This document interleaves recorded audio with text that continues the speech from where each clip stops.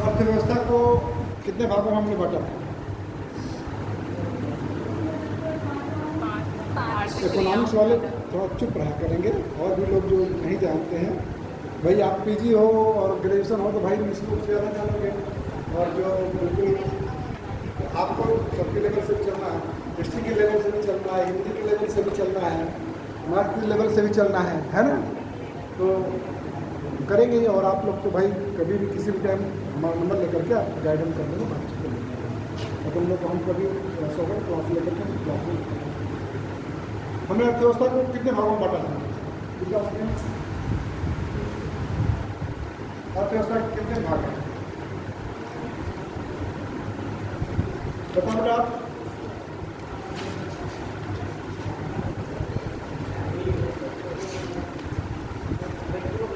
हाँ, बहुत अच्छा। तो संकोच क्यों कर रहे हो?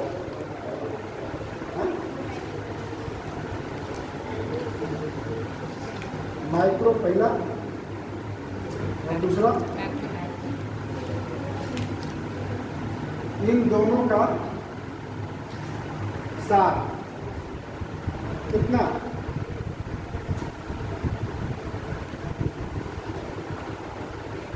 एक वित्तीय वर्ष 1 अप्रैल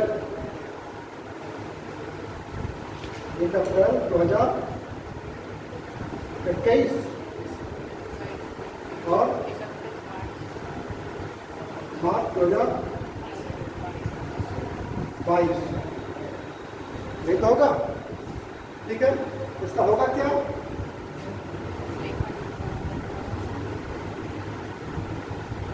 कुल आय,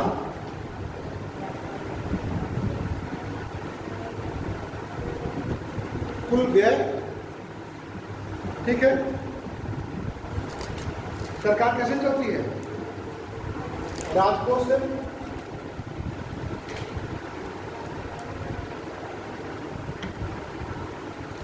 ठीक है, सरकार किसे चलेगी? राजकोष से। अगर राजकोष उसके पास नहीं रहेगा तो नहीं करेंगे। ठीक है, इतना तो समझ में आ रहा? माइक्रो में और मैक्रो दोनों आपको समझ रहे हैं? माइक्रो में क्या आएगा?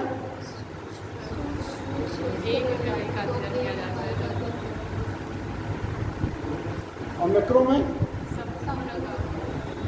हम अर्थव्यवस्था का, आर्थिक सर्वेक्षण में हम समस्त अर्थव्यवस्था का, माइक्रो के साथ हम समस्त मैक्रो अर्थव्यवस्था का, यानी कुल आय और कुल व्यय का, किस स्तर पर? नेशनल और इंटरनेशनल, नेशनल एवं इंटरनेशनल दोनों लेवल पर हम करते हैं। इसमें कौन कौन सी चीज आएगा? फिर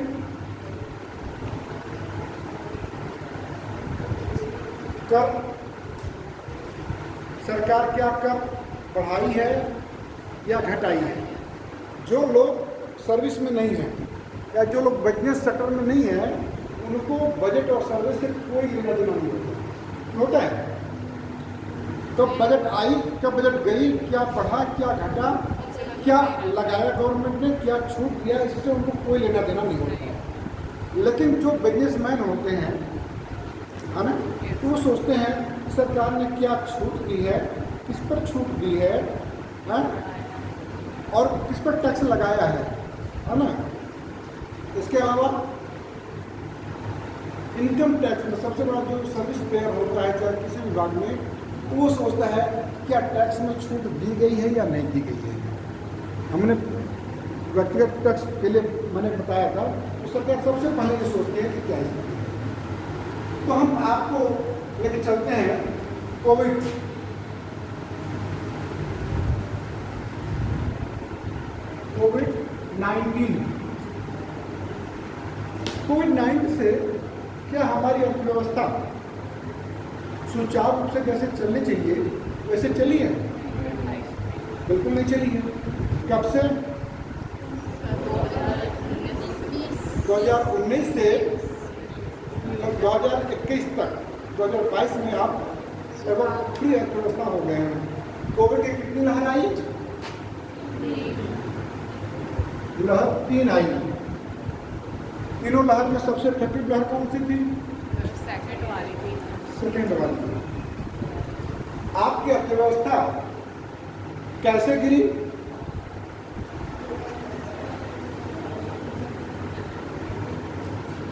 आपकी अर्थव्यवस्था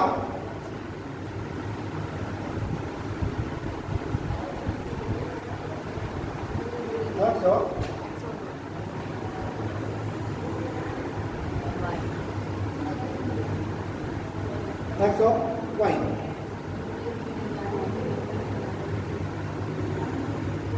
इस पर हम आधार कौन से लेते हैं और इसको वृद्धि। ठीक है, क्लियर है? हमारी अर्थव्यवस्था यूं चलती है। व्यापार चक्र आप लोगों ने सुना होगा, व्यापार चक्र पढ़ाएंगे भी। अर्थव्यवस्था अप और डाउन होती है।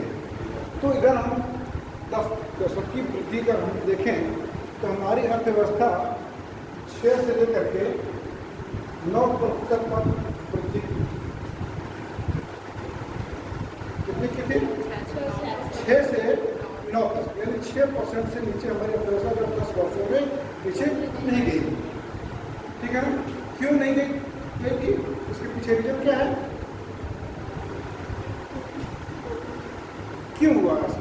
मतलब अर्थव्यवस्था हमारी पीछे नहीं गई। हाँ, क्योंकि हमारा जो उत्पादन का स्तर था माइक्रो और मैक्रो लेवल पर, वो कंटिन्यू स्थिर और बढ़ता ही रहा और इसमें घटता रहा। तो बहुत कम घटा। उसके घटने का 1 या 2% घटती रही। ठीक है, इससे ज़्यादा नहीं घटी। लेकिन जैसे कोविड आया 2, 4, 6, 8 और 10। ठीक है, 2019, 20, 21 और 22, है ना? अर्थव्यवस्था लगभग कंटिन्यू चलती थी। तो हमारी अर्थव्यवस्था यूं गिरी 2019 में ऐसे आ, और ऐसे आकर कितना हो गई थी? कितने % हो गई? माइनस में हुई थी। कितना हुई थी? माइनस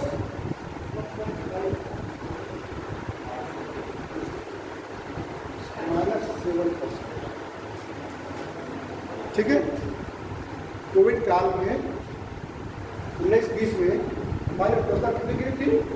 -7%। 20 में उसके बाद धीरे धीरे हमारी अर्थव्यवस्था उठने लगी। हम अपनी अर्थव्यवस्था की माप साल में कितनी बार करते हैं?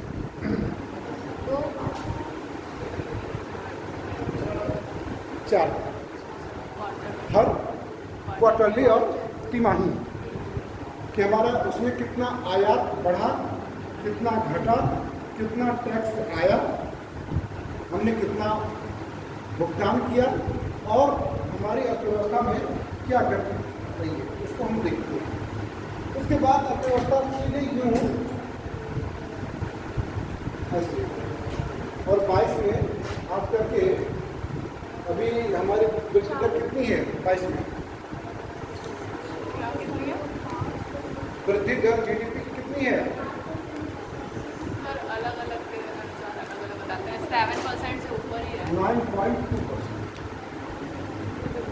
ठीक है, इसको जब आप आंकड़े को देखिए जानिए तो पूरे कंफर्म और कॉन्फिडेंस का जानिए, और नहीं फिर तुक्का बिल्कुल मत लगाइए। सर इसमें भी ये रहता है ना, क्योंकि अलग अलग ऑर्गेनाइजेशन अलग अलग GDP को लिंक करते हैं, तो वो पूरे याद करने होते हैं। वही सर, कंफ्यूजन। और एग्जामिनेशन इस तरह से नहीं पूछता है कि आपको कंफ्यूज करे। इतने पूछेगा कि भारत की आर्थिक वृद्धि दर 2020-21 में कितना था, या 21-22 में कितना था, या वित्तीय वर्ष में कितना था? 8%, 9%, 6%, 4%, इस तरह से। तो जिसको याद होगा तो वो कैलकुलेट कर लेता है कि 9% तो 9.2 नहीं देगा, लेकिन 9% देगा। फिर उसके बाद ये तो आपका बजट कह रहा है। अगर ये कहा जाए कि हम अगले वर्ष का अनुमान लगाते हैं तो उसमें कितना है, उसमें 8 से 8.5% की वृद्धि दर का अनुमान है 22-23। आर्थिक सर्वे में हम लोग कहते हैं तो आर्थिक सर्वे हमारा कब होता है, 1 साल पहले का होता है। आर्थिक सर्वे हमारा कब होता है, 1 साल पहले का होता है। और बजट क्या होता है, वर्तमान करंट का हम जो खर्च करेंगे अनुमानित, उसको क्या कहते हैं, अनुमानित बजट। हम लोगों की सहायता पर इतना खर्च करेंगे और हमको राजस्व इतना आएगा, हम आयात इतना करेंगे, निर्यात इतना करेंगे, किन किन देशों के साथ हमारा फ्री ट्रेड होगा, हमारा व्यापार चक्र कहाँ कहाँ से होगा, किन किन वस्तुओं सेवाओं का हम आयात और निर्यात करेंगे, उपभोग करेंगे, हमारी डिमांड कितनी है, हम पूर्ति कितनी कर पा रहे हैं अपनी जनसंख्या को, उससे संबंधित पूरा आंकड़ा होता है। ठीक है ना। तो जिसमें कहा जाए समग्र, जैसे कि रोजगार के स्तर में वृद्धि हो रही है, कितनी वृद्धि हो रही है और हमें कितना बढ़ाना है। जैसे गवर्नमेंट ने कहा कि हमें 5 साल तक प्रति वर्ष 60 लाख नौकरी प्रति वर्ष हमको रोजगार का सृजन करना है। सरकार ने क्या कहा, 60 लाख। ये किस में आएगा, माइक्रो या मैक्रो में?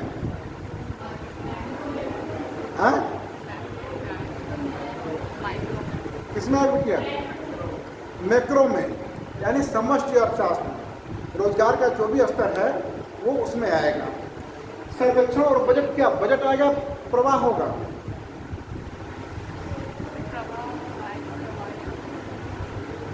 सर्वेक्षण क्या है, ये आपके राष्ट्रीय आय का भाग है या राष्ट्रीय आय है? बजट और सर्वेक्षण दोनों राष्ट्रीय आय है। तो राष्ट्रीय आय पर क्या होगा, स्टॉक तो है नहीं, ये तो प्रवाह है। तो आपकी दोनों क्या चीज़ है, प्रवाह है। अगर एक निश्चित समय पर कह दिया जाए इसको तो स्टॉक हुई, है, और एक वित्तीय वर्ष में करें तो प्रवाह हो, क्योंकि हम अर्थव्यवस्था को अपने क्वार्टरली मापते हैं कि नहीं। बात समझ आ रही है, कहीं इसमें दिक्कत तो नहीं आ रही। तो हमारी अर्थव्यवस्था किस रूप में वृद्धि की है, हमारी अर्थव्यवस्था रिकवरी की है कोविड के दौरान, तो किस आकार में की है, वी आकार। ये एग्जाम में पूछ सकता है कि हमारी अर्थव्यवस्था कोविड के दौरान नीचे गई थी, फिर किस रूप में रिकवरी की थी, वी शेप में, यू शेप में, ठीक है ना, एल शेप में, किस रूप में, ठीक है ना, या फ्लक्चुएशन के रूप में। तो आप क्या कहते हैं, वी शेप में, ठीक है ना। डब्ल्यू भी होता है इसका आकार,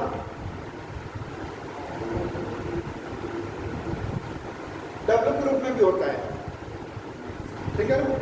और व्यापार चक्र क्या होता है, व्यापार चक्र क्या होता है कि अर्थव्यवस्था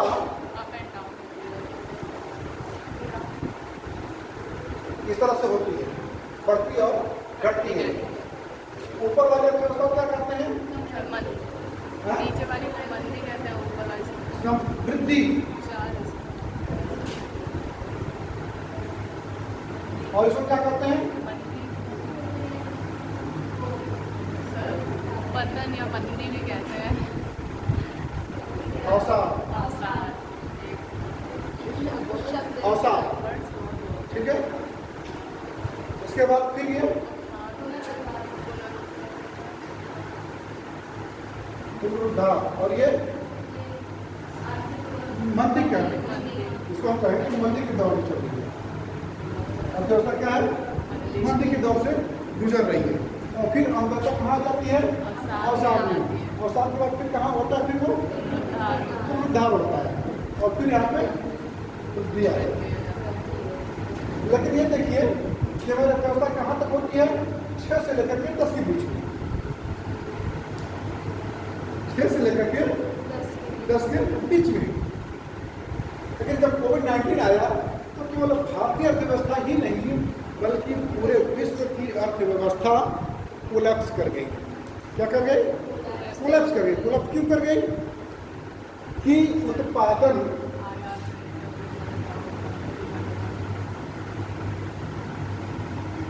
क्या था? बंद हो गया था। बिल्कुल डाउन या कम हो गया।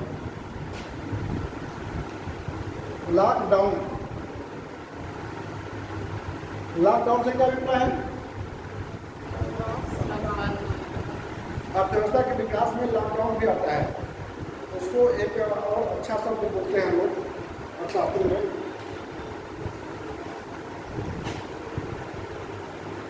उसका अगर हम बता देंगे एग्जामिनेशन जो पूछेगा तो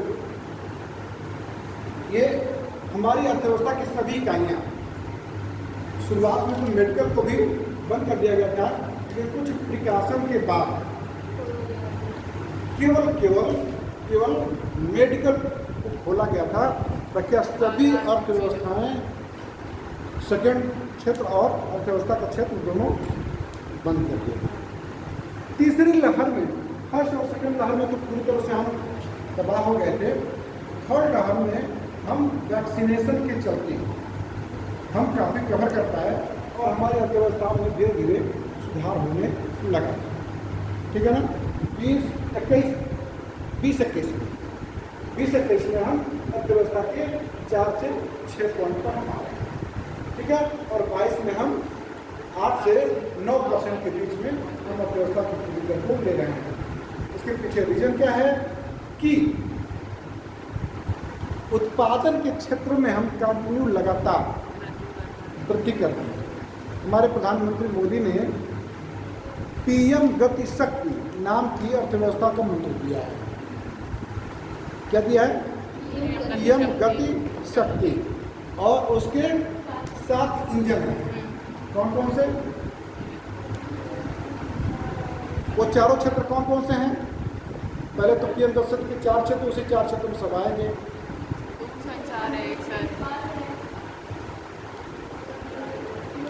एक तो है कि आर्थिक वृद्धि, फिर उसके बाद है समावेशी विकास, फिर तीसरा है सूक्ष्म और उत्पादन के क्षेत्रों में वृद्धि। उसके बाद चौथा क्या है?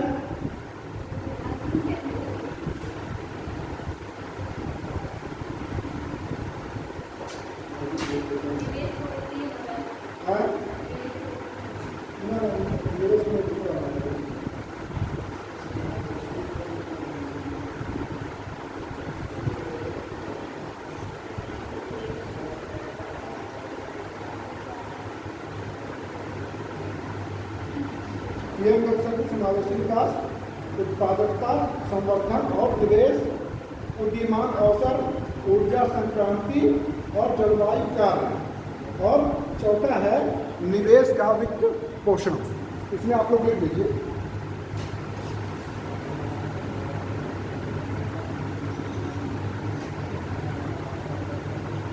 पीएम गति शक्ति, या ऐसे लिखिए, बजट की 4 प्राथमिकताएं।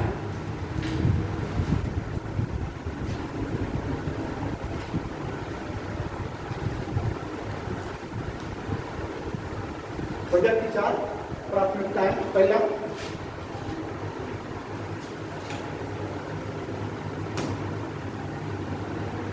पीएम गति शक्ति। दूसरा, समावेशी विकास।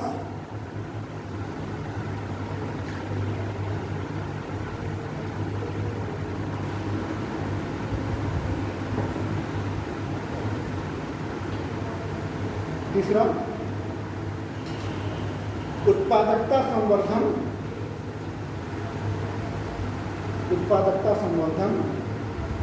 और निवेश।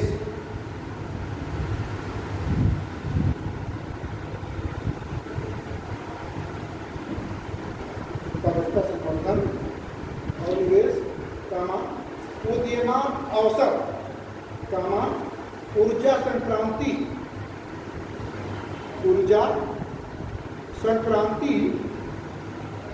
और जलवायु परक कार्य। का, चौथा निवेश का वित्त पोषण।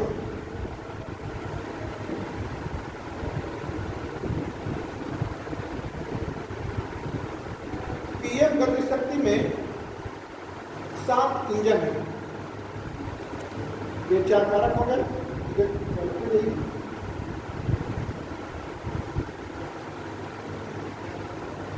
जब पीएम गति शक्ति का क्या मतलब है?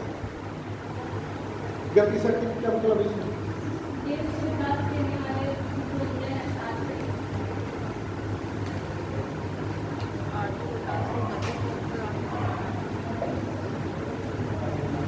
आर्थिक समृद्धि,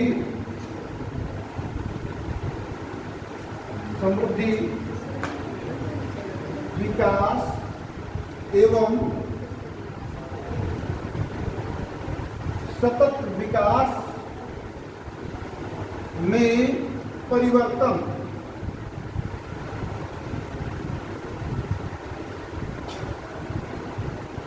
ठीक है, आप हम आपको लिखा भी देंगे, अभी समझ लीजिए इसको। समृद्धि से क्या मतलब है? ये तीनों शब्द के अलग अलग मायने हैं, एग्जामिनेशन में पूछे भी गए हैं। समृद्धि से अभिप्राय ये है कि उत्पादन के स्तर में माइक्रो और मैक्रो लेवल पर कितनी वृद्धि हुई है। ठीक है ना? किसमें रूप में? मात्रात्मक रूप में। समृद्धि मतलब मात्रा के रूप में वृद्धि कितना हुई? मात्रा के रूप में। इसको मात्रक कैसे है?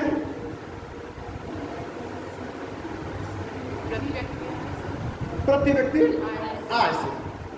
ठीक है, पर कैपिटा इनकम। ठीक है, कि कितनी वृद्धि हुई है। इसके बाद विकास से क्या अभिप्राय है? इसमें हम ये देखते हैं कि अर्थव्यवस्था में वृद्धि कितनी हुई है। 4% हुई, 6% हुई, 8% हुई, प्रति व्यक्ति आय में वृद्धि हुई है, उपभोग के स्तर में वृद्धि हुई है, समाज कल्याण में वृद्धि हुई है, टैक्स में हमारी वृद्धि हुई है, टैक्स इम्पोज में हमारे राजकोष में वृद्धि इतनी हुई है। पिछले साल कम हुई थी, जैसे 8% हुई थी, इस बार बढ़ करके 9% हो गई। पिछली बार केवल 11 लाख करोड़ रुपए था, अब की बार बढ़ करके कितना हो गया है? 39.5 करोड़ लाख करोड़ है। हमारी अर्थव्यवस्था का स्वरूप कितना है? 39.5 लाख करोड़ रुपए का है, यानी कितने ट्रिलियन का हो गया? हमारी अर्थव्यवस्था का स्वरूप कितने ट्रिलियन का है? 3 ट्रिलियन का। ठीक है, 3.5। अभी कुछ दिन पहले 2.5 ट्रिलियन डॉलर था, वर्तमान में 3.5 ट्रिलियन डॉलर का हो गया है। ठीक है, और मोदी जी का लक्ष्य कितना है? 5 ट्रिलियन डॉलर की इकोनॉमी को बनाना। ठीक है, अगर ये कहा जाए कि हमारे देश की अर्थव्यवस्था विश्व की कौन सी अर्थव्यवस्था है?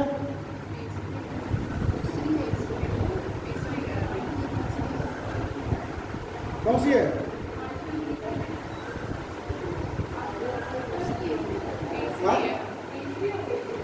तीसरी हो गई है। पहला कौन है? अमेरिका। दूसरे नंबर पर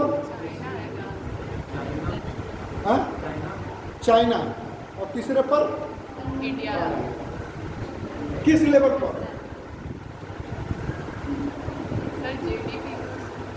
देखिए, कहीं कहीं चौथी अर्थव्यवस्था है, कहीं 5वीं अर्थव्यवस्था है, और कहीं तीसरी अर्थव्यवस्था है। ये तीनों का प्रमाण मिलता है। इसी चक्कर में कंफ्यूज हो जाते हैं। इकोनॉमिक्स में कंफ्यूजन बहुत रहती है आंकड़ों में है भाई, इसीलिए कहा जाता है। अच्छा, ईमानदारी बताइए, पेपर सबके घर आता है? Yes sir. ऐसा जिसके घर पेपर ना आता हो, मतलब मान लीजिए सबके घर पेपर आता है, यस सर। लेकिन पेपर कितने लोग पढ़ते हैं? 2 लोग। उसमें एडिटोरियल आता है, संपादकीय। यस सर, आता है। वो कितने लोग पढ़ते हैं? ईमानदारी से 2 3 लोग। आप लोग जो भी कॉम्पिटिशन की तैयारी करता है, तो अपने दिनचर्या में सबसे पहला काम कि चाय के साथ पेपर पढ़ना शुरू कर दीजिए। या नहा धो के 1 घंटा पेपर आप लेके बैठिए और उसमें आप कलम और कागज के साथ बैठिए। डेट वाइज या तो बना लीजिए एक पेपर में, उसमें आप राष्ट्रीय स्तर पर देख लीजिए क्या क्या हुआ है, फिर अंतर्राष्ट्रीय स्तर पर क्या क्या हुआ है। आपको पढ़ना क्या है, पॉलिटिकल स्टेटस में क्या हुआ है, आर्थिक स्तर पर क्या हुआ है, विज्ञान के स्तर पर क्या हुआ है, स्पेस के स्तर पर क्या हुआ है, खेल के स्तर पर क्या हुआ है, और जियोग्राफिकल स्तर पर भी क्या हुआ है। आपके सभी करेंट की जो है वो आपके पूरी मिल जाएगी। और वही पेपर की कटिंग आपको किताबों में बाइंडिंग करके महीने में साल भर में आपको दे दी जाती है पढ़ने के लिए, और आपके दिमाग में कुछ समझ में नहीं आता है कि कब और उस टॉपिक में क्या याद करूँ। लेकिन जब रोज़ 1 घंटा केवल उसको पढ़ेंगे और नोट करके चले जाएंगे, फिर महीने में उसको बाइंडअप करके देख लीजिए, फिर रख दीजिए, एक पेपर रखिए और उसमें पॉइंट वाइज कर लीजिए कि जैसे विंबलडन ओपन कौन जीता कौन हारा, कुबेर कप किससे संबंधित है, पीएम मोदी जी ने उसको सराहना दी, उसको सम्मान दिया, है ना, है कि नहीं है। सभी खिलाड़ियों को प्रधानमंत्री ने बुलाया तो कौन कौन से खिलाड़ी किस किस खेल से संबंधित थे, सबका नाम नोट कर लो, आपको याद करने की जरूरत नहीं है। फिर आपने एक बार पढ़ लिया फिर दोहरा लिया, फिर अगर कोई मैगजीन ले लिया तो आपको लगेगा कि मुझे पूरी तरह से याद है, मैं जानता हूँ। वही जब एग्जाम में जब आप जाएंगे तो कोई कंफ्यूजन नहीं होगा। करंट लेवल पर करंट लगभग आपका 30% 30 से 40% कवर करता है। 30 से क्या पेज नहीं समझ में आता, ये इकोनॉमिक्स वाला पेज नहीं समझ में आता, रुपया पैसे से बाजार सोना चांदी नहीं समझ में आता, तो उसको छोड़ दीजिए। लेकिन अगर उसको भी मैं समझा दूंगा तो पेपर में आपको इंटरेस्ट आने लगेगा, तब आप तुरंत कहोगे कि हम पहला वही पढ़ेंगे और लगाना भी शुरू कर देता है आदमी, है ना। जैसे म्यूचुअल फंड है, SIP है, आपके जैसे बच्चे बच्चियाँ हैं जो है कि पर डे मतलब महीने में 20-25 रुपये कमाई लेते हैं। जो अब शास्त्री हैं, जो हम लोग BA में थे तो बहुत शौक होंगे तो शेयर का कैसे क्या होता है, फिर बहुत सी ऐसी चीज़ें होती हैं, फिर आदमी लगा लेता है, फिर मार्केटिंग करने लगता है ना। तो ऑनलाइन तो डीमैट अकाउंट खुलवाइए, और जिसको जानकारी है अर्थशास्त्र का है वो निश्चित तौर पर वो 15 से 20 हज़ार रुपया 25 हज़ार रुपया वो मंथली अपना कमा लेता है, घर परिवार वालों को भी दे लेता है, अपने भी ऐसा करता है। फिर उसको चिंता नहीं होती है। हाँ, लेकिन जब तक MA नहीं क्या होता है तब तक उसे चिंता होती है, फिर वो कहीं कहीं आ जाता है। और जिसको पैसा मिलता है या जिसको पैसे की आवश्यकता नहीं होती, कहता केवल तैयारी करना उधर करना, तो फिर अपने हिसाब से कर देता है। लेकिन शास्त्री जो होता है ना वो सोचता है कि अर्निंग कैसे प्राप्त करें, और वो भी कंटिन्यूसली दूर यानी कि एक बार हम कर लें और किसी गला काटने या किसी के बेईमानी करने इस पर से नहीं। और फिर व्यवस्था में कहीं कहीं से वो 10 रुपये लगाएगा तो सोचेगा 12 रुपये हमको आ जाए, है ना। तो वो देखता है कि शेयर का कहाँ भाव बढ़ा, कहाँ घटा। अगर घटा जैसे बटन दबाया बेच दिया, फिर घटा उससे घटा तो फिर खरीद लिया, तो 1 से 2 यूनिट खरीद लिया। जैसे 10 रुपये का 5 रुपये में हो गया तो वो क्या करके 2 यूनिट खरीद लेगा। जहाँ 5 रुपये 10 रुपये का था उसको और अच्छा लगा, घटा घट गया तो चला गया तो क्या करे खरीद लेगा, 2 का बजाय 3-4 खरीद लेगा। फिर 5 से जैसे उठना तो है ही है, उठना तो है ही है, उसमें दिक्कत नहीं। देखिए एकदम डूबता भी नहीं है, वो आपके पेशेंस का इंतजार होता है, साल भर 6 महीने 2 साल 3 साल, है ना। और हमेशा इन्वेस्टमेंट लॉन्ग टर्म में होता है, थोड़ा सा धैर्य का होता है। इसमें बहुत से लोग बर्बाद हो जाते हैं, बहुत से लोग बर्बाद होते हैं। लेकिन जो थोड़ा सा माइंडफुल करता है, जुआ नहीं खेलता है वो, है ना, तो वो कमा लेता है। और बहुत से लोग इसमें आप ट्रेडर्स आप देखते होंगे वो करते हैं। हम कुछ और करना चाहते हैं कहाँ हाँ विकास में कह रहे थे। तो विकास में क्या है कि मात्रा और गुणात्मकता दोनों का हम समावेश करते हैं, ठीक है ना। इसको हम किसको हम मापते हैं?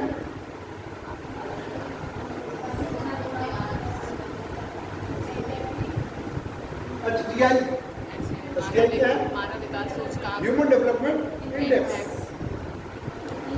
इसमें कौन कौन से आएंगे? 3 कारक हैं। जीवन प्रत्याशा, एक और क्या क्या कौन से होंगे? एग्जाम में से पूछ लेता है, हम लिखा देंगे, हम उस पर नहीं जाएंगे, ठीक है। और तीसरा है सतत विकास। सतत विकास से क्या अभिप्राय है? सस्टेनेबल डेवलपमेंट इसको बोलेंगे, इसको हम ग्रोथ बोलते हैं। इसको क्या बोलेंगे हम? ग्रोथ। और इसको क्या बोलेंगे? डेवलपमेंट। और इसको क्या बोलेंगे? सस्टेनेबल डेवलपमेंट, यानी सतत विकास। यानी जो हम आज उपभोग कर रहे हैं वो हमारे आने वाली पीढ़ी को भी उससे और उससे ज़्यादा ही मिले, इससे कम न मिले। अगर इससे कम मिलता है तो हमारा विकास का मतलब है कि हम विकास नहीं कर रहे हैं, वास्तविक विकास नहीं हो रहा है। हम मुद्रा के रूप में भले कर लें, पैसे के रूप में कर लें, लेकिन आदमी को जीवन जीने के लिए क्या चाहिए? जैसे शुद्ध जल आज जो हम पी रहे हैं, हमारे आने वाले 100 साल के बाद भी लोगों को उतना ही स्वच्छ जल पानी पीने को मिले। जो स्वच्छ ऑक्सीजन हम ले रहे हैं वो स्वच्छ ऑक्सीजन हमारे आने वाले 100 साल के बाद के हमारे जनरेशन को भी मिले। तो ऐसे विकास को क्या कहेंगे हम? सतत विकास। इसमें क्या आ जाता है? प्रकृति, प्रकृति का विकास, जलवायु परिवर्तन।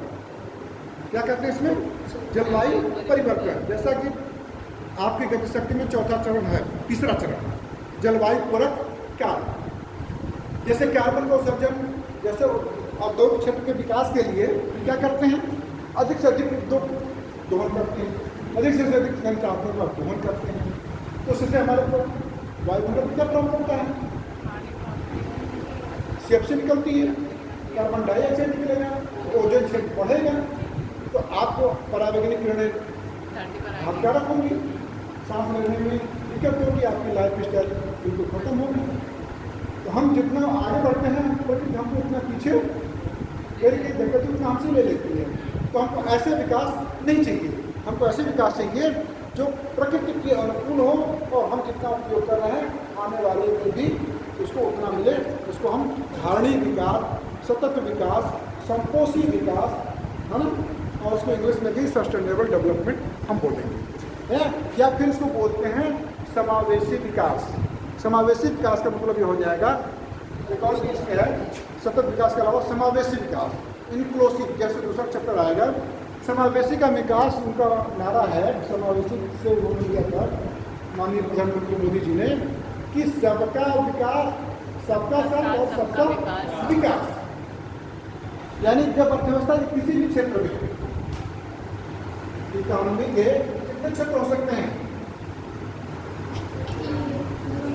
14 क्षेत्र हमने आपको बताया, ठीक है।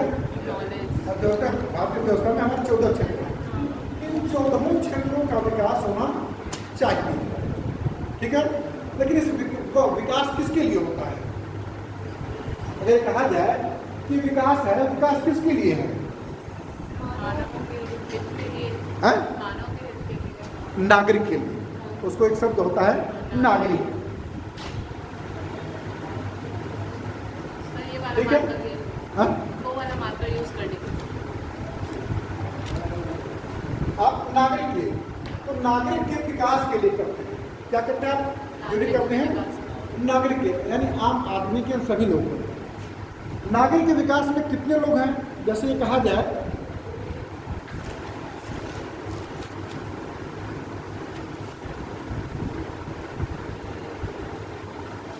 हमारे इकोनॉमी का मूल स्रोत कहाँ पे है? रूरल है या अर्बन? रूरल है, ठीक है। अर्बन कम है। कितनी आबादी रूरल, कितनी अर्बन है? 60% है रूरल और 40% रूरल 70 और 30%, चेंज हो गया, बढ़ता जा रहा है, ठीक है। पहले 80 और 20 हुआ करते थे, अभी कहीं कहीं 28 मिलता है, कहीं कहीं 72 मिलता है, वर्तमान में 70 से 30%। और अभी जो माइग्रेशन होता है, माइग्रेंट हो रहा है यहाँ, ठीक है। वो क्यों हो रहा है? क्योंकि गांव में रोजगार, क्योंकि जीवन की जो सुविधाएं हैं मूलभूत, अर्बन एरिया में जा रहा है, वो अर्बन एरिया में ज़्यादा सहूलियत मिलती है। क्यों? और आदमी को सबसे ज़्यादा आवश्यकता किस चीज़ की होती है? मेडिकल और शिक्षा की, और रहने के लिए लाइट, पानी, बिजली हम गांव में नहीं मिल पाता है, या उसको मार्केट नहीं मिल पाता है, या एजुकेशन नहीं मिल पाता है, उसको दूर जाना पड़ता है। तो आपका व्यक्ति क्या सोचता है कि हम थोड़ा सा कम ही अपने जीवन की सुविधाओं को लेंगे, लेकिन हम शहर में रहेंगे, हम गांव में नहीं करेंगे। तो मैक्सिमम जो रूरल की आबादी है वो कहाँ जा रही है? अर्बन की ओर। और अर्बन की एक सीमा है, अर्बन की एक सीमा है। जैसे हर शहर में विकास प्राधिकरण होता है, वहाँ घर मकान बनाता है, प्लॉटिंग करता है, सब कुछ करता है, तो एक निश्चित जनसंख्या के लिए होती है। लेकिन क्या होती है, जनसंख्या आवश्यकता से ज़्यादा आ जाती है, ठीक है। तो किसका विकास होता है? स्लम एरिया का विकास होता है। क्या होता है? इंक्रोचमेंट और स्लम एरिया का। तो उस स्लम एरिया के विकास के लिए भी हम केवल गांव के ही, केवल शहर की बात तो नहीं करते हैं, बल्कि उस सभी एरिया यानी स्लम, शहर में भी स्लम एरिया और गांव में भी। अभी भी हमारा समाज कहाँ पे है? ऑर्थोडॉक्स में। हमारा समाज आज भी कहाँ पे निवास करता है? अंधविश्वास में, ऑर्थोडॉक्स में, ठीक है ना। कि हम अगर वो आ रहा है तो अशुभ हो जाएगा, वो सामने पड़ गया तो अशुभ हो गया, उसने छू दिया तो पानी हमारा बेकार हो गया, हम गंगा नहाने गए, सामने उसने छू दिया कपड़ा तो बेकार हो गया, हम अपवित्र हो गए, है ना। तो अब सोचिए कि जो व्यक्ति विकास में करेगा, उत्पादन करेगा, तो उसको उत्पाद को नहीं खरीदेंगे, है कि नहीं। तो ये सब क्या होगा कि हमारी अर्थव्यवस्था का सबसे बड़ा लीकेज पॉइंट है। तो इसलिए हमारी गवर्नमेंट क्या कही है? इंक्लूसिव ग्रोथ, इंक्लूसिव डेवलपमेंट, ठीक है ना। यानी सभी का विकास हो, यानी ऐसा विकास हो जो समाज के सबसे आखिरी छोर पर बैठा हुआ व्यक्ति हाथ से पर है, उसका भी विकास हो, उसको भी एजुकेशन मिल सके, और उसको भी मूलभूत स्वास्थ्य की सुविधाएं मिल सके, और उसको भी रोजगार मिल सके, ताकि अपनी दैनिक बेसिक आवश्यकताओं की पूर्ति कर सके। हम राष्ट्रीय आय में केवल उन्हीं का गणना करते हैं जब अर्निंग होती है। अगर भले गांव में कितना विद्वान क्यों न हो, लेकिन जब तक काम नहीं करेंगे तब तक हम उसको जोड़ते नहीं है। जब ऐसी स्थिति है और हम उसको इग्नोर करते हैं, तो ऐसे बहुत से क्षेत्र हैं, बहुत सी जगह हैं जहाँ पे हम नहीं कर पाते। क्लियर है ना। तो इस प्रकार से हमारा विकास होना चाहिए। किस प्रकार से? समावेशी विकास, ठीक है ना। यानी सबका विकास, सबका साथ, सबका विकास। ये प्रधानमंत्री मोदी की ये मेन फोकस है कि कोई भी व्यक्ति बारिश से भीगने से बच ना सके। अगर विकास की बारिश हो तो सभी व्यक्ति उस विकास मतलब बारिश से भीगे और वो जागरूक हो। और वर्तमान समय में डिजिटल इंडिया, आपका जो पेपर आर्थिक सर्वे पेश किया गया था, पेपरलेस किया गया था। कौन सा बजट था वो? 21-22 था। 21-22 का सर्वे जो है वो बजट वो पेपरलेस था। और इस बार का भी 22-23 का भी बजट आपका पेपरलेस ही था। ऐसा क्यों किया गया? प्रकृति को बचाने के लिए। क्योंकि पेपरों के कंज्यूम के लिए बहुत से आपको पेड़ पौधों को काटने पड़ते हैं, और पूरे देश में उसको वितरित करना, डिस्ट्रीब्यूट करना आर्थिक सर्वेक्षण के। और एक बैलून जो है अब 2 बैलून में आता है, 2 बैलून में करीब 1000 पेज हैं, और 1000 पेज के लाखों पेज, मतलब लाखों पंक्तियाँ निकलती होंगी कई लाखों में, है ना। तो उस लाखों में कितने पेड़ काटे जाएंगे, है ना। तो इसलिए गवर्नमेंट क्या कर रही है कि मैक्सिमम ऑफिसों को भी, अपने ऑफिस को भी पेपरलेस करने की बात कर रही है, ठीक है ना। जिसको कहा जाए कि डिजिटल इंडिया, नवोन्मेष, ऐसे क्षेत्र का विकास किया जाए जिसमें कि नवोन्मेष हो, नए नए उदीयमान उद्योगों का, उदीयमान यानी उभरती हुई उद्योग धंधों का, सेवाओं का इस क्षेत्र पर जोर दे रही है। हमारी सरकार सबसे ज़्यादा किस पर जोर दे रही है? स्टार्टअप पर, स्टार्टअप पर दे रही है। Make in India, ODOP, one district one product. और इसका जो कि एक्सपोर्ट किया जाए, अभी हाल में पीएम मोदी बोल रहे थे कि वो पूरा नाम पूरा बता रहे थे कि इस गांव का यह प्रोडक्ट इस देश में सबसे ज़्यादा आय अर्न कर रहा है और उसको कीमत सबसे ज़्यादा मिल रहा है। वाराणसी का प्रोडक्ट था, कुशीनगर का प्रोडक्ट था और भी कई जिलों का था। अब तो स्टार्टअप डे भी बनाना। हाँ, तो ये सब चीज़ आप कर रहे थे। तो हम ये कर रहे थे पीएम गति शक्ति के लिए 7 इंजन है, 7 इंजन लिख लीजिए।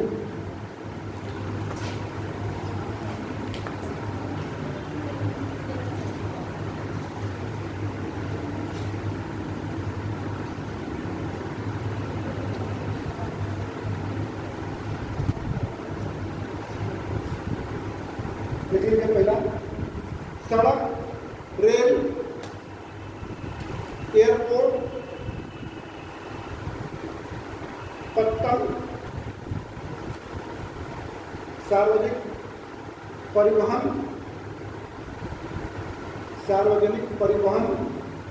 जलमार्ग,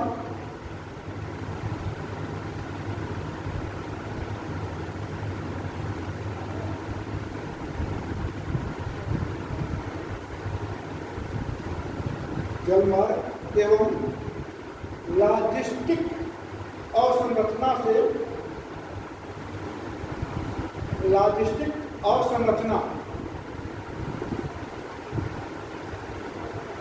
समझ रहे आप लोग? आधारभूत संरचना।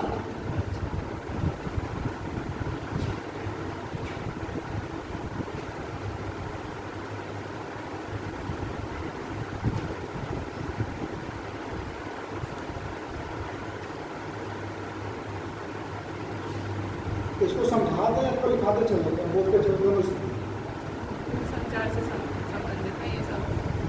मोटी मोटी बातें लिखा दें तो एग्जामिनेशन में पूछ सकता है ना? यही ना, क्योंकि बहुत ज़्यादा लिखाने का भी मतलब नहीं है। मोर डाटा मोर कंफ्यूजन, एक अर्थात ये कहता है मोर data more confusion, less data less confusion. इसलिए जितना शार्ट नहीं आप हमको पढ़ा दें उतना ही बेहतर है, यही ना? लिख लीजिए।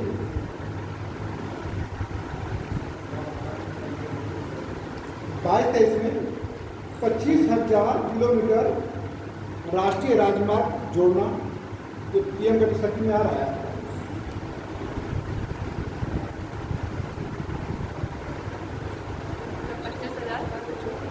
तो 25,000 किलोमीटर राष्ट्रीय राजमार्ग नेटवर्क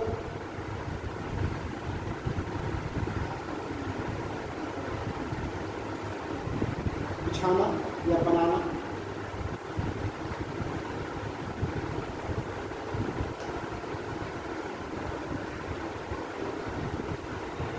सार्वजनिक संसाधनों के संपूर्ण हेतु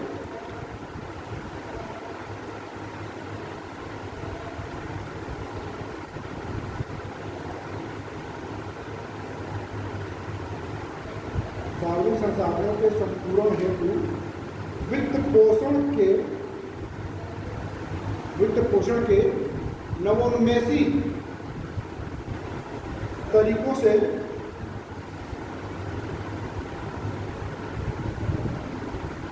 तरीकों से 20,000 करोड़ रुपए जुटाना, 20,000 करोड़ रुपए जुटाना। उसी में लिखते जाइए, एक लाइन करके बस ऐसे डाट करके तो चले जाइए, पॉइंट वाइज में लिखते जाइए बस, ठीक है।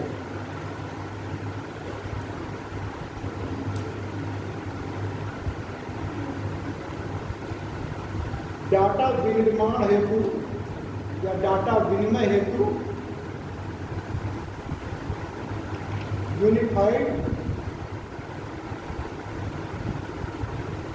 लॉजिस्टिक्स इंटरफेस प्लेटफॉर्म बनाना।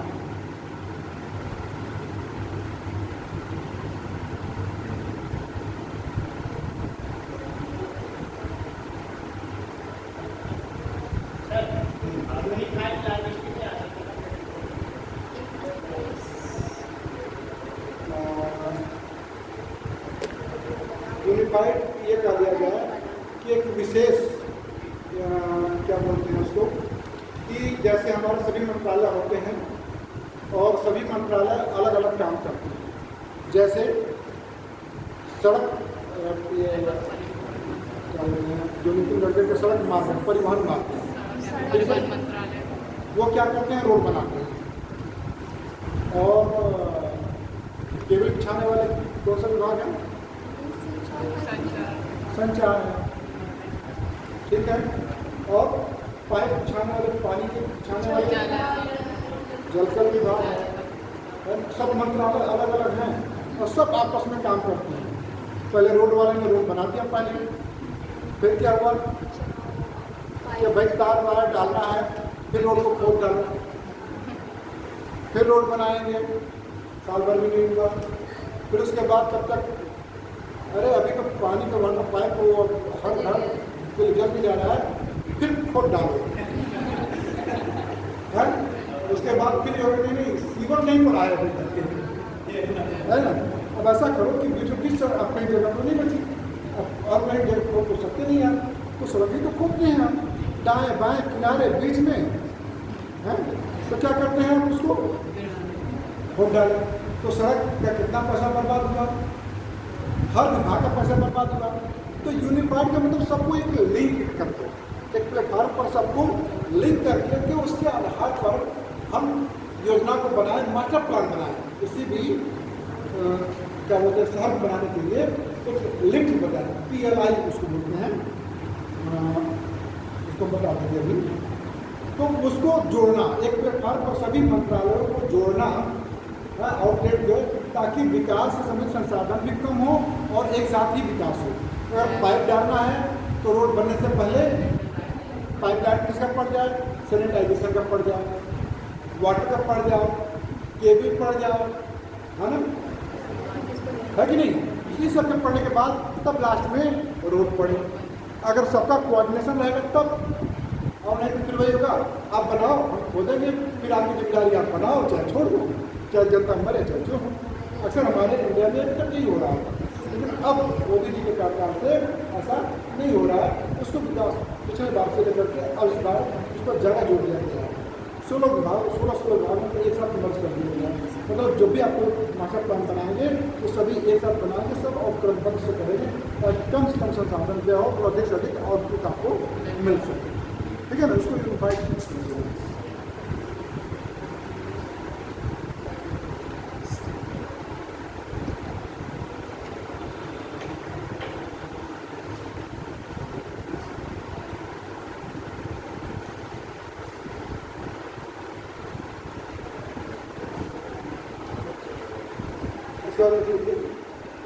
यात्रियों तथा सामान को लाने ले जाने हेतु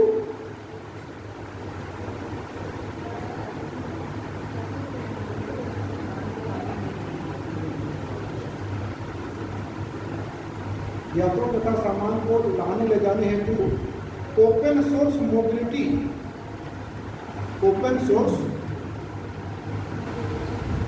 mobility stub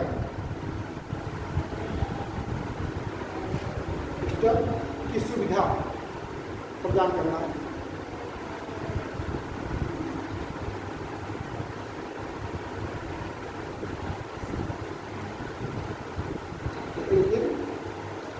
PP model, PP model के तहत 4 स्थानों पर मल्टी मॉडल लॉजिस्टिक पार्क तैयार करना।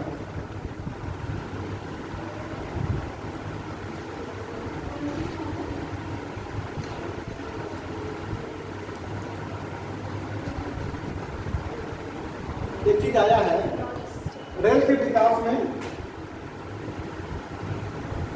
कवच का प्रयोग किया गया। कवच का शब्द क्या है?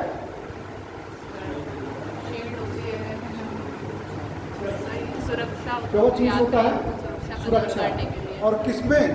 रेल में। तो रेल की सुरक्षा में क्या होगा, यात्री की सुरक्षा कैसे हो सकती है?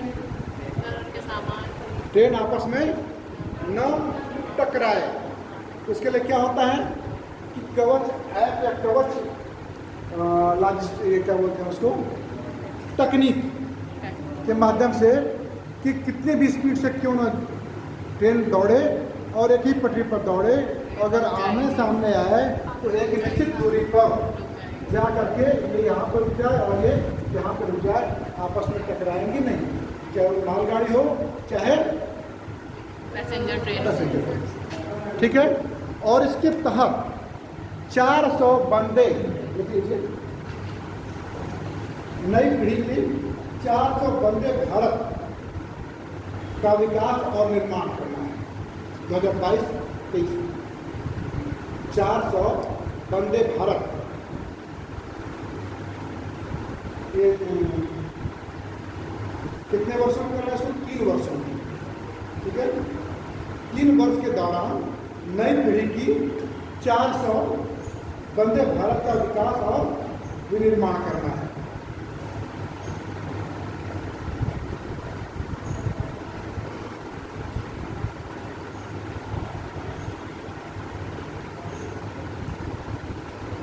उसके बाद पीपी मॉडल समझे ना आप लोग?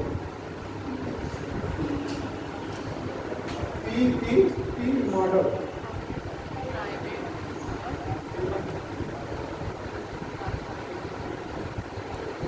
Model public private partnership model. पहले गवर्नमेंट क्या करती थी? या तो गवर्नमेंट करती थी या फिर प्राइवेट सेक्टर करती थी। लेकिन सरकार क्या कर रही है कि नहीं, आपका भी सहयोग रहेगा और हमारा भी सहयोग रहेगा, हम भी प्रॉफिट लेंगे और आप भी प्रॉफिट लेंगे। इसका कोई मॉडल बताइए, उदाहरण। हाँ,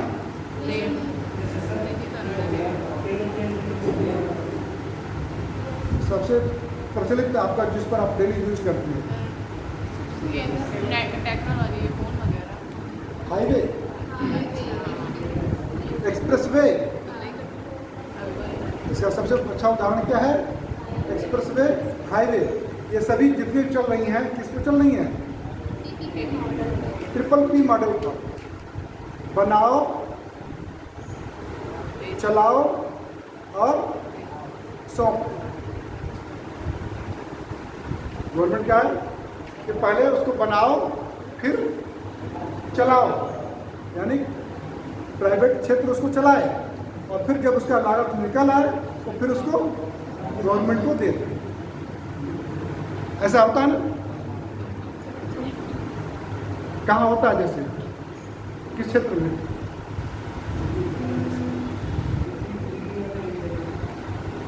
आपके हर जगह होता है ये, आपके बांदा में भी होता है। जैसे आप रोड पे जाते हैं ना, जैसे या कोई नदी पे बनता है ना, जब नदी का पुल बनता है ट्रिपल पी के माध्यम से, तो उस पर क्या लगता है? आपको टैक्स लगता है। लेकिन जब टैक्स आपकी जितनी लागत होती है उससे जब ज़्यादा आ जाता है तो गवर्नमेंट क्या करती है? उसको फ्री ऑफ कास्ट कर देती है। क्या कर देती है? आपको फ्री ऑफ कास्ट कर देती है। जैसे बांदा इलाहाबाद में आप लोग जाते होंगे तो नैनी का नया पुल था, ठीक है ना? तो उस पर जब जाते थे तो चढ़ने से पहले आपको टैक्स पे करना होता था। लेकिन आज की डेट में क्या हो गया है? वहाँ अब कोई टैक्स आपको देना नहीं पड़ता। क्यों? क्योंकि जितनी कास्ट आई थी उससे ज़्यादा गवर्नमेंट इनकम आपके माध्यम से आपको वसूल, ठीक है ना? और भी ऐसे कई क्षेत्र हैं, हॉस्पिटल भी हैं और भी सब ऐसी चीज़ें हैं जहाँ पर सरकार क्या चाहती है कि आपका विकास हो।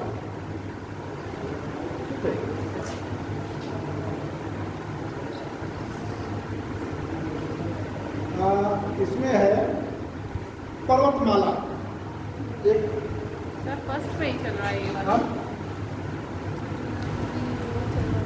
पर्वतमाला से क्या समझते हैं? गवर्नमेंट ने इस बार नेशनल रोपवे सर पर्यटन को बढ़ावा देना, प्रोग्राम चलाया है। किसके लिए? पर्यटन को बढ़ावा देना। 60 लाख रुपए के मदद से 8 पर्वतमाला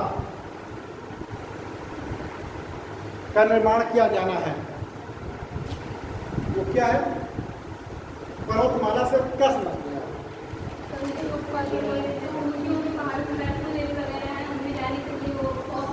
हाँ, ये ऐसे जगहों पर, पहाड़ या दुर्गम एरिया पर जहाँ की रोड का निर्माण संभव नहीं है, तो वहाँ पे रोपवे का निर्माण किया जाएगा। ठीक है ना? रोपवे टाली का निर्माण किया जाए, जिसका उसके लिए सरकार मुहैया की है इस बजट में। ठीक है ना?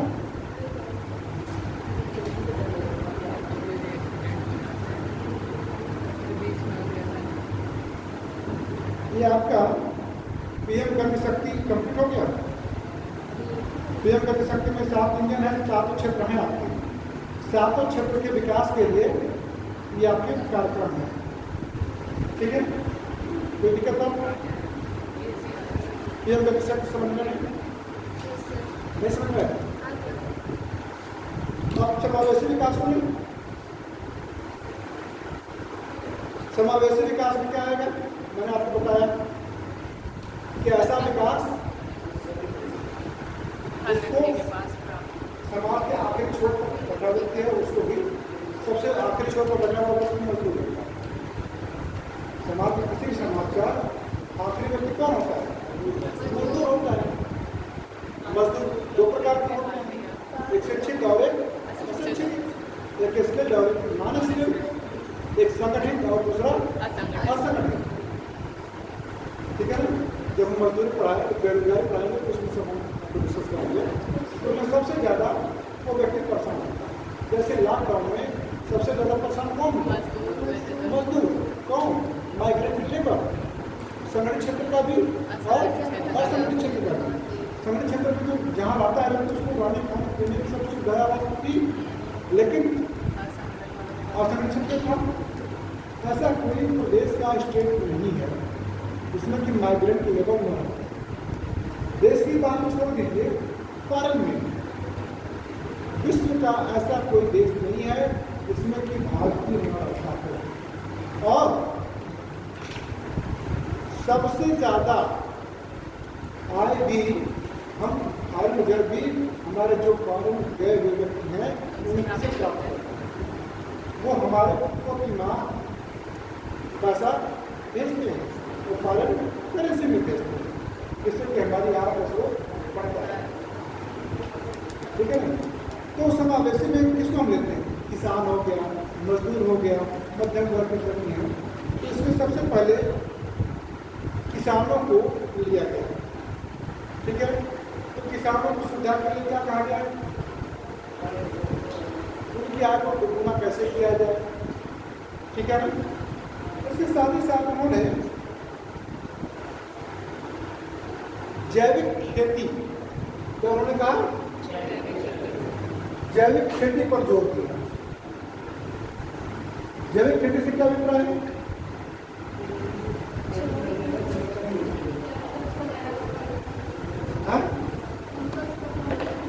केमिकल फ्री खाद्यान्न, उसको ऐसे कर सकते हैं, यानी उसको बुआई से लेकर के, सिंचाई से लेकर के उसमें हम केमिकल का कम से कम प्रयोग करें तो वो हमारे स्वास्थ्य की दृष्टि से सबसे अच्छा होगा। और इसके लिए गवर्नमेंट ने क्या किया है कि गंगा के किनारे 5 लाख हेक्टेयर को अधिग्रहित किया है, उसमें केवल ऐसी ही खेती की जाएगी। ठीक है ना? गंगा किनारे को किया है। इसके साथ ही साथ जो उत्पादन होता है कृषि का, तो उसको क्या होता है? उसको मौसम में दिया जाता है।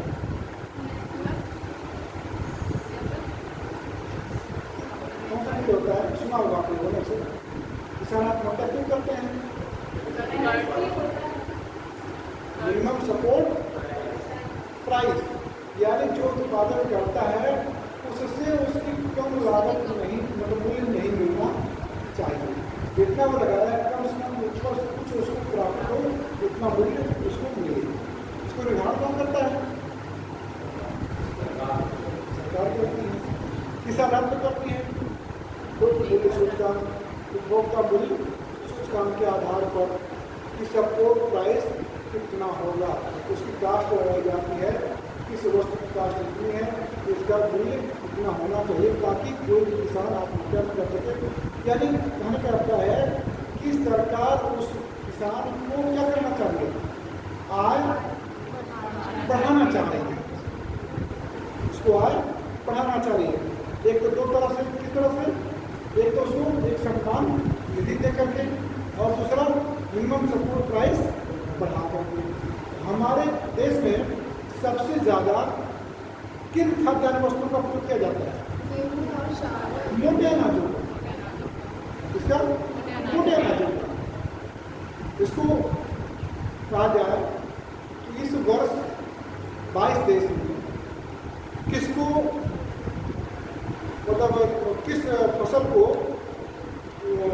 क्या बोलते हैं उसको क्या बोलते हैं, वित्तीय वर्ष में उसको मनाया जाता है, उसको वर्ष घोषित किया जाता है। क्या कहा जाता है उसको?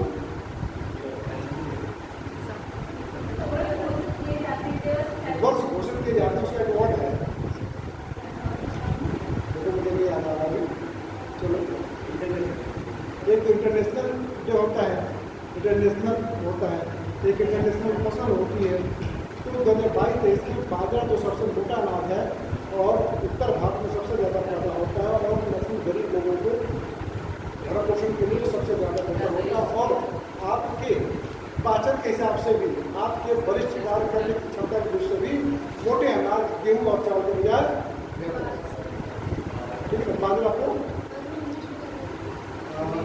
क्या बोलते हैं उसको, वित्तीय फसल घोषित किया गया है, वित्तीय फसल घोषित किया गया है उसको, बाजरे को 22 देश में।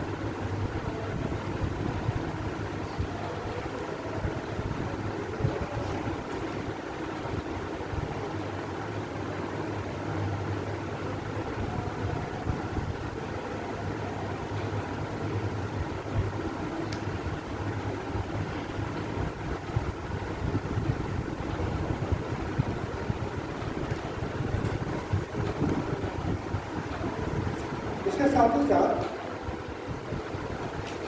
44,605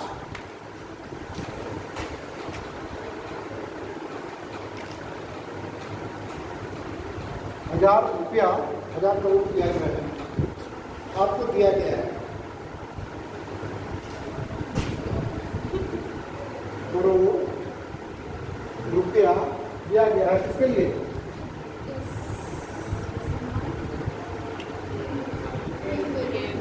केंद्र बेतवा लिंक के लिए। केंद्र बेतवा लिंक क्या है? यूपी से एमपी को कनेक्ट करने, दोनों एक है कि अलग अलग है? अलग अलग है, अलग अलग क्या है? नदियाँ हैं। नदियाँ हैं। इसको जोड़ने से क्या फायदा होगा? एमपी और यूपी। केंद्र बेतवा लिंक से जोड़ने का क्या अभिप्राय है, क्या होगा? सरकार इतना 1000 करोड़ रुपया, 44,605 हजार करोड़ रुपया व्यय कर रही है, क्यों कर रही है? आप बुंदेलखंड में रहते हैं, तो बुंदेलखंड की प्रमुख समस्या क्या है? सूखा समस्या, पानी, स्वच्छ जल की और समस्या है, सूखा की समस्या, जल की समस्या, अनाज उत्पादन की समस्या, ठीक है ना? तो दोनों नदियों को अभी भी जाके देख लीजिए, तो दोनों नदियों में क्या है, पानी का लेवल बह करके सीधे यमुना और गंगा में चला जाता है। इन नदियों सूखी की सूखी रह जाती है, उस पर कहीं कहीं आप उसको बनाते हैं, क्या चेक डैम बनाते हैं, बांध बनाते हैं, और दोनों में पानी कम होता है, वर्षा क्रम के अनुसार दोनों में कम होता है, और दोनों को अगर जोड़ दिया जाए और यमुना में जाने से इसको बचा लिया जाए, तो ये बुंदेलखंड यूपी और एमपी के कितने जिले आते हैं? दोनों को मिला के बुंदेलखंड में कितने जिले आते हैं? तो क्वेश्चन पूछा गया आपको यूपी पीसीएस में। बुंदेलखंड एरिया में 13 जिले हैं। कितने जिले हैं? 13 जिले हैं। 7 जिले कहाँ पे हैं? आपके यूपी में। और 8 जिले कहाँ पे हैं? एमपी में। ठीक है, इन और दोनों केन बेतवा के मुहाने पे हैं। कहाँ पे हैं? के मुहाने पे हैं। और इस क्षेत्र में है और भी नदियाँ हैं, तो और भी नदियाँ अपने आप विलुप्त हो जाएंगी। तो इसके जुड़ जाने से कुछ गांव को क्या हुआ, स्थापित किया जाएगा। और सबसे बड़ा आपका जो खतरा है कहाँ पे है? कौन सा जिला है? पन्ना डिस्ट्रिक्ट। पन्ना डिस्ट्रिक्ट है ना, कहाँ पे है? एमपी में है। जब यूपी और एमपी का बिल्कुल बॉर्डर है, बिल्कुल सटा हुआ है। ठीक है ना, तो वहाँ पे टाइगर रिजर्व भी है, वो भी प्रभावित हो रहा है। ठीक है ना, लेकिन उसको हम बचा लेते हैं या कुछ भाग उसका चला जाता है, हम कुछ लोगों को प्रतिस्थापित कर लेते हैं, तब भी ये बुंदेलखंड जो हमारे देश का सबसे सूखा क्षेत्र कहा जाता है। राजस्थान को छोड़ दिया जाए, थार और राजस्थान के मौसम को छोड़ने के बाद सबसे ज़्यादा गरीबी, भुखमरी, बेरोजगारी और कम आय है वो है बुंदेलखंड क्षेत्र एरिया में, जिसके लिए मध्य प्रदेश सरकार भी प्रयास करती है और उत्तर प्रदेश सरकार भी प्रयास करती है। और जहाँ पानी ही न हो तो कितना भी प्रयास करें कोई हल निकलने वाला नहीं है। क्यों? क्योंकि मार्च अप्रैल आते ही टैंकर चालू हो जाते हैं, यानी जमीन के अंदर जल रहता ही नहीं है, जल संरक्षण होता ही नहीं है। हम और आप जल का जितना भी दोहन करते हैं लेकिन जल का संरक्षण नहीं करते हैं। तो हम गवर्नमेंट इसके लिए लगी है कि बेतवा लिंक को जोड़ने से जल संरक्षण होगा और इसी तरह भरपूर पानी होगा, पैदावार होगा, पशुओं को पानी मिलेगा, आपको भी पानी मिलेगा। इसके लिए प्रधानमंत्री मोदी ने 1,000 रुपये के रूप में दिया। ये समावेशी विकास की तरफ। इससे क्या होगा कि लगभग 9 लाख हेक्टेयर कृषि भूमि की सिंचाई होगी बिल्कुल देश में। इससे क्या होगा? 9 लाख हेक्टेयर कृषि भूमि की सिंचाई होगी एक बेतवा लिंक से। आगे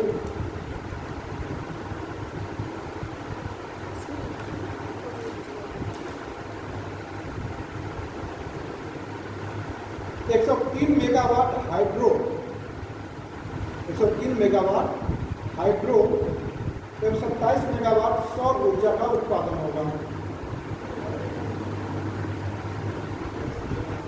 103 मेगावाट हाइड्रो एवं 27 मेगावाट सौर ऊर्जा का उत्पादन। हाइड्रो और सौर से समझना क्या अंतर है? हाइड्रो से ऊर्जा का उत्पादन किससे? जल से और सूर्य से। ठीक है, इन दोनों से। उसके साथ साथ 62 लाख लोगों को पेयजल सुविधा भी उपलब्ध होगी। कितनी होगी? 62 लाख। इसके लिए सरकार कितना की है? 1400 करोड़ रुपया पेयजल के लिए आवंटित किया। कितना? 1400 करोड़ रुपया। इसके साथ ही साथ बेतवा के साथ साथ सरकार ने 5 और भी नदियों को लिंक करने की योजना बनाई है। ठीक है, तो उसको भी दिखाते हैं। 5 नदियों को जोड़ने का जो सरकार प्रयास कर रही है। लेकिन दमन गंगा पंजाब, दमन गंगा ऐसे कर लीजिए, दमन गंगा फिर पंजाब, इस तरह से करते हैं। ऐसे करते एक करते हैं, 2 ऐसे करते हैं। दमन गंगा पंजाब, दूसरा पर पार तापी नर्मदा, पार तापी नर्मदा दूसरी नदी, ये 2 नदियां हैं। तीसरा है गोदावरी और कृष्णा नदी, गोदावरी और कृष्णा नदी। इसके अलावा है कृष्णा और पेन्नार नदी, कृष्णा पेन्नार। और अगला है पेन्नार कावेरी परियोजना, पेन्नार कावेरी परियोजना। इसके अलावा केरकेट्टा का जानी है।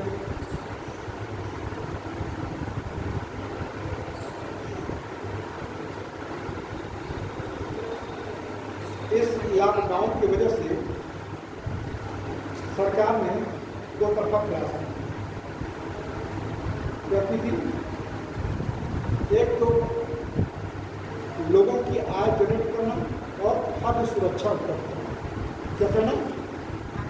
खाद्य सुरक्षा कि जो जहां माइग्रेंट लेबर है या जिनके पास आय के स्रोत नहीं है उनको डायरेक्ट भोजन ही उपलब्ध करा देना। क्या करना? डायरेक्ट भोजन उपलब्ध कराना, चाहे वो किसी भी मार्ग से हो, किसी भी साधन से हो, या एलपीजी की सुविधा दे दीजिए, खाने का दे दीजिए, राशन का दे दीजिए, या पका पकाया भोजन ही दे दीजिए। तो इस पर कर रही है गवर्नमेंट खाद्य प्रसंस्करण हेतु राज्यों को, राज्य सरकारों की खाद्य प्रसंस्करण हेतु राज्य सरकारों की भागीदारी से व्यापक पैकेज तैयार करें। व्यापक पैकेज तैयार करना। कहीं कहीं पे स्टेट गवर्नमेंट भी फेल हो गई, वहाँ पे सेंट्रल गवर्नमेंट वहाँ पे कार्य कर रही थी, वहाँ पे कम्युनिटी किचन लगा रही थी, बाई प्लेन जो खाद्य सुविधाएँ उपलब्ध कराई जा रही थी। तो कोई भी देश, कोई भी नागरिक भूखा न मर जाए, ये हमारे देश की पहली प्राथमिकता थी। और कोविड का काल में सबसे प्रमुख क्या था कि देश के विकास से ज़्यादा लोगों की जान बचाना बेहतर है। विकास के बजाय जान बचाना लोगों का बेहतर कार्य है और गवर्नमेंट ने ऐसा ही किया। विश्व के सभी देशों ने किया, लेकिन भारत ने सबसे ज़्यादा किया और जिसकी वजह से विश्व की अपेक्षा भारत में इतनी बड़ी आबादी के बावजूद भी सबसे कम डैमेज। ठीक है ना? आगे चलिए तीसरे पॉइंट पर आते हैं। तीसरा पॉइंट क्या है?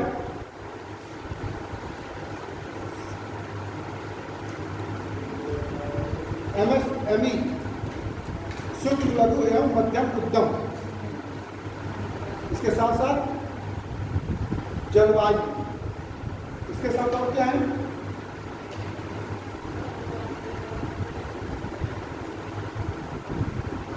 इसमें उत्पादन संवर्धन के लिए सरकार ने क्या जोर दिया? तीसरे क्षेत्र के लिए सबसे पहले गवर्नमेंट ने जोर दिया कि लघु मध्यम सूक्ष्म, चीनी जिसको कहा जाए, सूक्ष्म को क्या करता है? चीनी, लघु और मध्यम, तीन प्रकार के उद्योगों को सरकार जोर दे रही है। ऐसे बड़ी बड़ी कंपनियां तो बहुत हैं, लेकिन सरकार किस पर जोर देगी? सबका विकास कैसे होगा? जब घर घर उद्योग स्थापित हो जाए। कहाँ पर हो जाए? घर घर। एक उद्योग को चलाने के लिए मिनिमम कितना आदमी की आवश्यकता होती है? 5, और एक परिवार में लगभग 5 व्यक्ति हो ही जाते हैं। टीनी सेक्टर जो कहा जाए, और इनकी कितना है? 1 से 5 लाख। और आप प्रोडक्शन में क्या उत्पादन कर रहे हैं, इसका सबसे प्रमुख उदाहरण क्या है? गांव में अगरबत्ती है। इसके अलावा उद्योग कहा जाए सूक्ष्म उद्योग, तो सूक्ष्म उद्योग के रूप में कोई उदाहरण दीजिए आप। हथकरघा हो गया, इसके अलावा बीड़ी बनाना हो गया, कपड़ा भी बनाना होगा, लेकिन कपड़ा छपाई कढ़ाई होती है, बनाई नहीं जाती है, रस्सी नहीं बना पाते हैं। और वो तो फिर चरखा वाला, खादी वाला, ठीक है ना, हथकरघा। एक और भी है जो लगभग हर गांव की लड़कियां जुड़ी होती हैं, जो इंटरव्यू में करती हैं ना। इसके अलावा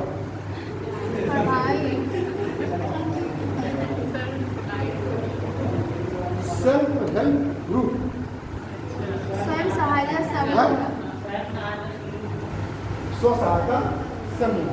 इसके लिए गवर्नमेंट क्या कर रही है? स्वयं सहायता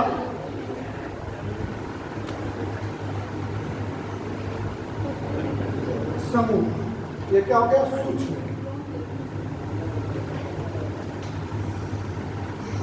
ठीक है, ये बिल्कुल आपके गांव के स्तर पर तीन सेक्टर। इसको साथ साथ लघु उद्योग में कौन कौन से आ जाएंगे? जैसे खिलौने बनाना है, और मिट्टी के बर्तन वो तो आ जाएगा उसमें, और कुछ ओटी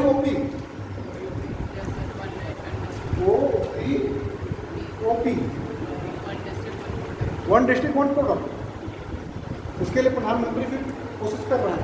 और इसके बाद MSME, इस पर भी गवर्नमेंट जोर दे रही है। इसके अलावा क्या है?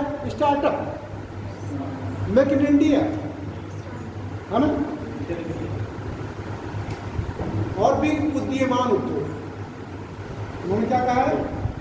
उद्यमान यानी भर्ती हुई, ठीक है ना। उद्योग धंधों को सरकार क्या कर रही है? डायरेक्ट फाइनेंस कर रही है। क्या कर रही है?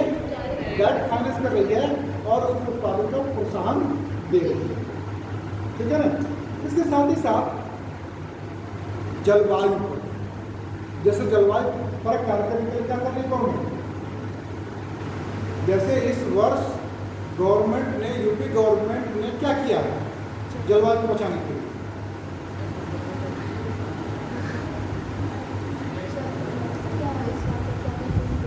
आपकी आबादी कितनी है यूपी की? कितनी है? लगभग 22 करोड़ हो गई है आज के लिए, ठीक है। सही, रूरल और अर्बन एरिया में भी 60-40 हो गया है अब वो हो गया है, लेकिन अभी भी फिलहाल जो बताया 2011 अभी भी 65, अभी 65% आबादी आपके गांव में रोजगार के लिए वो है, लेकिन रहती है 70% आबादी, ठीक है ना। वो भी आप नाम बताएंगे। तो यूपी कितनी गवर्नमेंट है आबादी है? 22%। सरकार का लक्ष्य कितना है पौधे लगाने का? और सोचिए,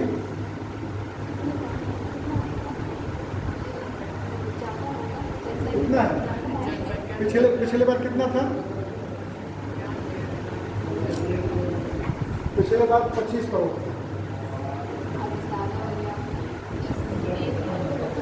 25 करोड़ पौधों का, और वर्तमान में इस वर्ष 35 करोड़ पौधों को रोपना है। और इसके लिए लक्ष्य टारगेट क्या किया है गवर्नमेंट ने, यूपी गवर्नमेंट ने? प्रत्येक गांव पर शिकंजा है, प्रत्येक स्कूल पर शिकंजा है, प्रत्येक शिक्षक पर शिकंजा है। तभी आप सर लगा के आए हैं। है कि नहीं है? अभी आपके डिस्ट्रिक्ट के लिए कितना है? मेरे ख्याल से आपके डिस्ट्रिक्ट के लिए कितना है?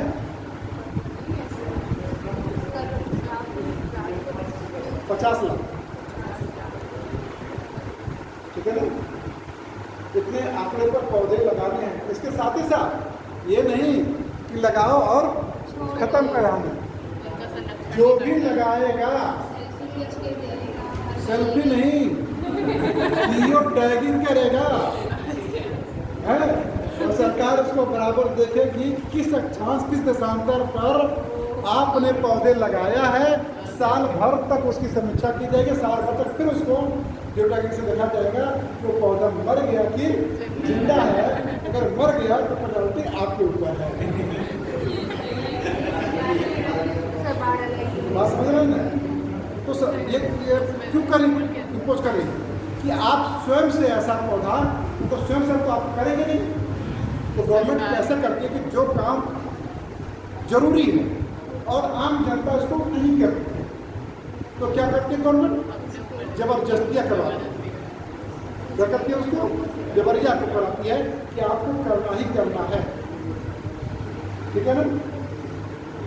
इसके साथ ही साथ क्या करती है कि कार्बन उत्सर्जन कम हो, वन यूज प्रोडक्ट पॉलीथीन का प्रयोग कम हो, सिंगल यूज प्लास्टिक का बिल्कुल बैन हो।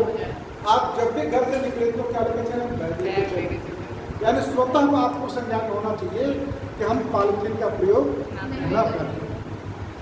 और विश्व के ऐसे देशों में है, आपके इंडिया में भी कई ऐसे गांव हैं, कई ऐसे मतलब क्षेत्र हैं जो कि वहाँ के गांव के लोग मरते हैं तो पौधा लगाते हैं, जीते हैं तो पौधा लगाते हैं, जन्म लेते हैं तो, अगर शादी होती है तो, और कुछ भी अगर कोई फंक्शन होता है उस व्यक्ति के द्वारा पौधा जरूर लगाया जाता है।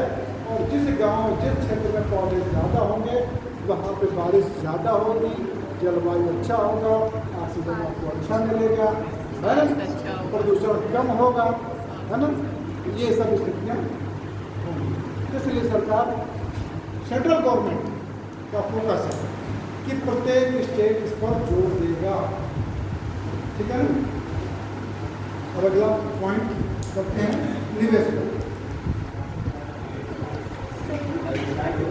हाँ? जल्दी है क्या? अगर समझ में ना आ रहा हो या काम कुछ ना हो तो छोड़ देता हूँ, या भूख लगी होगी। जी सर, ये कहते कितने बजे आ गया था? 11-12 बजे खाना खाना यहाँ कितने बजे आते हैं? 2 बजे। यहाँ 2 बजे आया होगा। सर 12 ही बजे खाना खाया ना।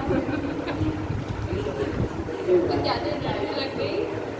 अगर मान लो हम तो बहुत भाड़ा की गाड़ी आए हैं और जॉगिंग करके आए हैं, तो हमको 4 बजे आता है तो 1 घंटा में तो थोड़ा सा तो इतना रखें कि 15-20 मिनट आधा घंटा अगर खींच लें तो आपको कोई दिक्कत नहीं होगा। उतना जल्दी हम सर्विस कवर कर लेंगे अगर आपका पूरा हो जाएगा। ठीक है भाई, दूसरी क्लास